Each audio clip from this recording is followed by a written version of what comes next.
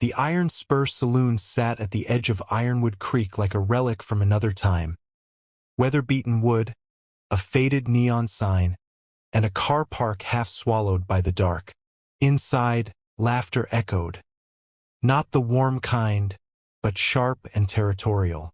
It was the kind of place where strangers didn't linger, and outsiders didn't get second chances. At the far end of the bar, a group of off-duty officers occupied their usual corner. Pale faces under the haze of cigarette smoke, leather jackets hiding the badges they didn't need to wear to command the room. Hank Keller, broad-shouldered and cocky, nursed his third beer. Beside him, Cole Maddox leaned back in his chair, boot heels thudding against the wood, his grin the kind that said he enjoyed trouble. Hank's voice rose over the music. "See those two? Think they own the place." He nodded towards a booth by the jukebox, where two black twins sat quietly, Naomi and Charlotte. They were elegant, composed, a striking contrast to the rowdy crowd. They didn't belong here, at least not according to the unspoken rules of Ironwood Creek. The bartender glanced nervously toward them. The waitress whispered, "You might want to keep your heads down. Keller's lot don't like outsiders." Naomi smiled politely. "We're not here for them." But in Ironwood Creek, sometimes being present was enough to provoke. Tension escalates. Hank nudged Cole. "City girls think they're untouchable." Cole's grin widened. "Not tonight they ain't." They stood and swaggered toward the booth. Conversations faltered. Even the jukebox crackled to silence. The twins watched them approach like two still figures in a storm. Hank leaned over their table. "Evenin'. You lost." "No. Just having a drink." Cole tilted his head. "Funny. We don't get many of your kind here." The room held its breath. Naomi's fingers tightened on her glass, but her face remained smooth. "Travelers, you mean?" Hank's smile turned predatory. "Outsiders. People who don't get how things work around here." Cole reached over, grabbed Charlotte's drink and tipped it onto the floor. Amber liquid splashed over her boots. A few patrons snickered. Naomi stood slowly, not in panic, but precision. "I suggest you walk away," she said softly. Cole leaned in. "Or what?" A phone camera clicked on from somewhere in the crowd. Someone whispered, "This is about to get bad." Hank grinned. He liked an audience. "Let's teach these twins some manners." The tension snapped. A stool clattered. Naomi and Charlotte exchanged a look, wordless, practiced. This wasn't their first encounter with men like these, but this night would be different. Hank shoved Naomi's shoulder. She didn't budge. Cole grabbed at Charlotte's arm, and in one fluid motion, she twisted free, stepping back with surgical precision. Gasps filled the bar. Phones started recording. Hank's pride flared. He swung. Naomi didn't flinch. She sidestepped, and his momentum sent him stumbling into a table, smashing bottles. The bar erupted. Hank recovered quickly, his face red with fury. Cole lunged again. Charlotte ducked, hooked his arm, and sent him sprawling over a chair. She didn't attack. She defended. Efficient. Controlled. The crowd, once complicit, was now transfixed. The bartender shouted, "Enough! Take it outside." Hank wiped blood from his lip and pointed at the door. "You're done. Now." Naomi's voice was calm. Gladly, they walked out first, heads high. The night air was cold, mist curling over the gravel car park. Headlights cut through the darkness as trucks rumbled by on the nearby highway. Behind them, Hank and Cole stormed out, flanked by two more officers who had been drinking inside. Hank barked, "On your knees. Now."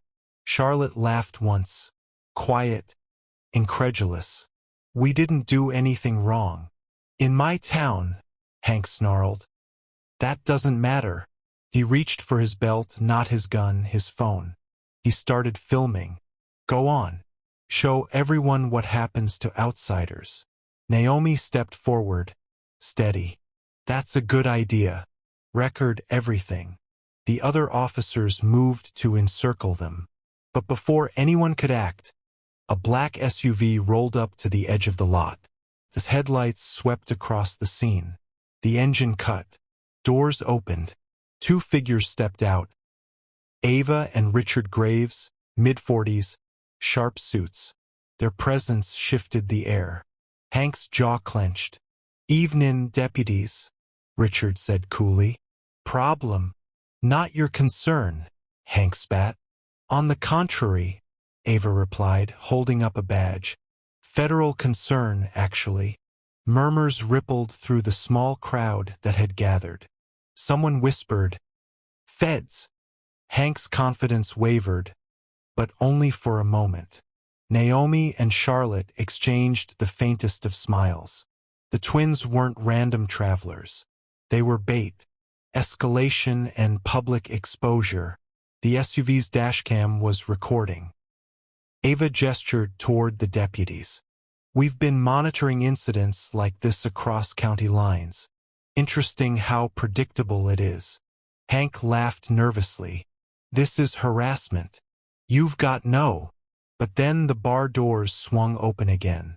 Several locals spilled out, phones raised, live streams already rolling. A young man shouted, "It's on Facebook. Over 100 watching." The situation had flipped. The hunters were now on stage, and the entire internet was watching. Cole whispered, "Hank, we need to walk." "No," Hank hissed. "Not in front of them." He reached for Naomi again, and this time his hand was slapped away by Ava. "Deputy Keller," she said clearly, "you just assaulted a federal operative on camera." Hank froze. Realization hit like cold water. Within minutes, more vehicles arrived. County sheriff's cars, state troopers, and behind them unmarked vans. Ironwood Creek's quiet car park became a floodlit stage. The twins stood side by side, calm amidst the chaos. This wasn't chance. They had come to Ironwood Creek for a reason. Ava spoke into a radio. "We've got visual confirmation. Proceed." Federal agents swarmed. Hank, Cole, and their drinking partners were handcuffed on the gravel, their protests drowned by the sound of cameras clicking. Locals shouted. Some cheered. Some swore. But nobody stepped in. Richard turned to the twins. "You two did well. You kept control. We have enough now." Naomi nodded. "About time someone saw what happens when nobody's watching." Resolution and closing hook. In the following days, the footage went viral. Not just from the feds, but from half a dozen live streams. The incident cracked open years of buried complaints, whispered stories, and ignored evidence. Hank Keller and his crew weren't just facing suspension, they were facing indictments. Ironwood Creek changed overnight. The saloon closed. The sheriff was forced to resign. And the twins? They vanished as quietly as they had arrived, leaving behind a town that could no longer pretend. The final livestream clip showed Naomi looking straight into a camera, her voice calm and sharp as glass. "Justice doesn't hide in the dark forever."